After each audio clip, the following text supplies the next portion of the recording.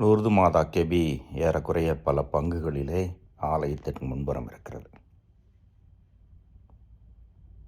19ஆம் நூற்றாண்டிலே அன்னை மரியாள் மசபியல் குகையிலே புனித பெருந்தத்துக்கு காட்சி கொடுத்த நினைவாக அந்த கெபி தத்ரூபமாக பல பங்குகளிலே மக்கள் ஜெபிப்பதற்காக பெரிய வாய்ப்பை ஏற்படுத்தி கொடுத்திருக்கிறது.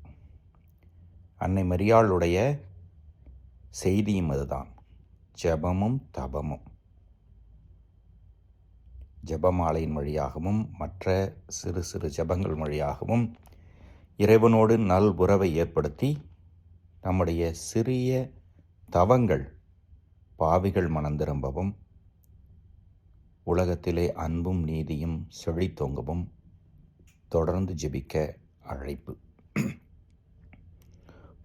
புனித லூர்து அன்னையினுடைய அற்புத ஊற்று பல்வேறு நலங்களையும் குணங்களையும் மக்களுக்கு வாரி வழங்குகிறது. இறைவன் அன்னை மரியாள் வழியாக அவருடைய பரிந்துரையின் வழியாக நமக்கு நலமும் பலமும் அளித்திருக்கிறார். நன்றி சொல்வோம். ஜெபமாலையை தொடர்ந்து ஜெபிப்போம். தினந்தோறும் ஜெபிப்போம். குடும்பமாக சென்று ஜெபிக்கலாம், ஆலயத்தில் சென்று ஜெபிக்கலாம், நேரமே கிடைக்காதவர்கள் பயணத்தின் போதும் ஜெபிக்கலாம்.